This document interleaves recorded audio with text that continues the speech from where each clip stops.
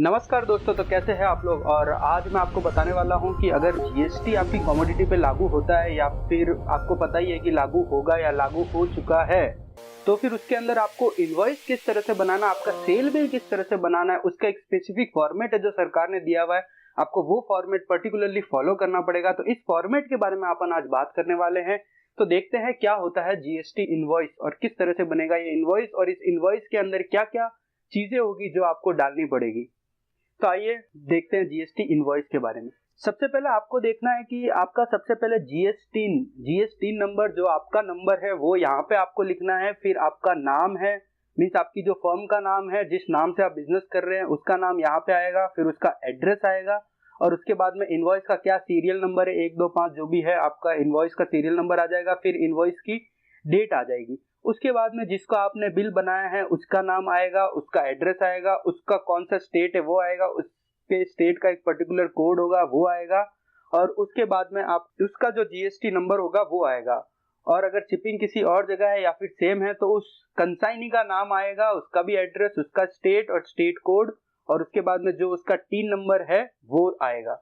उसके बाद में आपको बॉक्स में ये यहाँ पे टेबल है, उसके अंदर क्या क्या चीजें आएगी। सबसे पहले आएगा सीरियल नंबर, कि भाई आपने अगर एक या एक से ज्यादा कमोडिटी है तो उसके अंदर उसकी सीरियल नंबर आ जाएगा।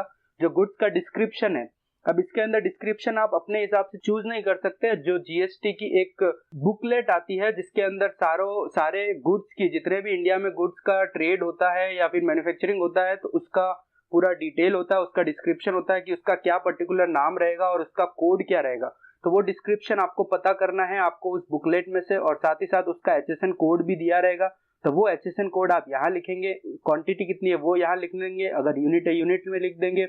फिर रेट क्या है पर आइटम की वो आप लिख देंगे, टोटल यहाँ पे कर देंगे। और जो भी अगर आपको डिस्काउंट जिस टाइम वो सेल हो रही है उस टाइम का जो डिस्काउंट है वो आप यहाँ लिख देंगे।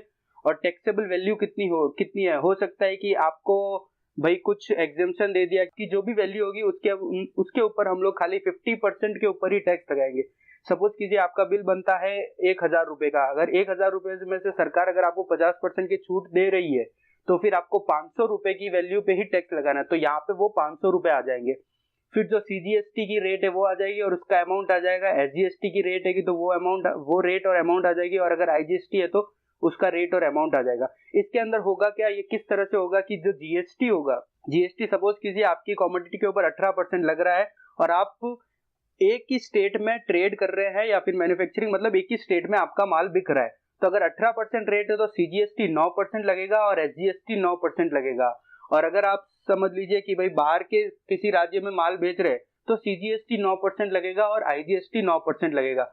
तो फंडा यही है कि अगर आप बाहर के राज्य में माल बेच रहे हैं तो आईजीएसटी लगेगा, और अगर आप स्टेट के अंदर ही माल बेच रहे हैं तो आपका एसजीएसटी लगेगा।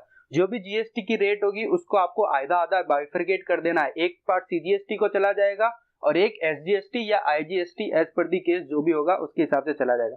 फिर जो भी आपका ट्रांसपोर्ट का खर्चा है वो आप यहाँ पे ऐड कर सकते हो अलग से। इंश्योरेंस का कोई भी खर्चा होगा तो वो ऐड कर सकते हो, साथ ही कोई भी पैकिंग चार्जेस होंगे तो वो ऐड कर सकते हो, और बाद में यहाँ पे टोटल आ जाएगा। फिर इन फिगर्स में आपको यहाँ पे लिख देना इनवॉइस की क्या वैल्यू है, इन वर्ड्स में लिख देंगे हम यहाँ पे। और अगर आपका रिवर्स चार्ज में कोई आपका अगर टैक्सेबल होता है तो वो यहाँ पे लिखेंगे। तो रिवर्स चार्ज पे जो भी अमाउंट आएगी, रिवर्स चार्ज मतलब कि भाई पे सामने वाली पार्टी को करना है, टैक्स का पेमेंट सामने वाली पार्टी करेगी, तो ये होता है रिवर्स चार्ज। तो अगर कोई रिवर्स चार्ज में अमाउंट है तो आप वो यहाँ लिख देंगे। तो इस तरह से आपका बिल बनेगा। कोई डिक्लेरेशन है तो वो डाल देंगे, फिर यहाँ पे सिग्नेचर आ जाएगा, किसने सिग्नेचर किया वो आ जाएगा, और उसका डेजिग्नेशन क्या है वो आ जाएगा। तो इस तरह से आपका जीएसटी का इनवॉइस का बिल बनेगा। और इनवॉइस का फॉर्मेट फिक्स है, फॉर्मेट नहीं तो आप इधर उधर कर सकते हैं, लेकिन जो आपको पर्टिकुलर जो डिटेल्स डालनी है वो ये कि ये पक्की पक्की डालनी है। और आप चाहे तो ऊपर नीचे कर सकते हैं, बाकी सारा पर्टिकुलर्स सेम रहेगा। होप ये वीडियो आपको पसंद आई होगी, और अगर पसंद आई हो तो प्लीज शेयर कीजिए और लाइक जरूर कीजिए इस बटन को। और आपका जो भी बिजनेस ग्रुप है और आपके कोई दोस्त है व्यवसाय में जिनको जरूरत है इस सारी जानकारी की, तो आप प्लीज उनके साथ वीडियो ये शेयर कीजिए। इस बारे में अगर आपको और कोई क्वेरी हो तो आप नीचे कमेंट में लिख सकते हैं, और इस चैनल को सब्सक्राइब करना ना भूले। इसी तरह की जीएसटी की वीडियो आगे भी आती रहेगी। Thank you and have a nice day.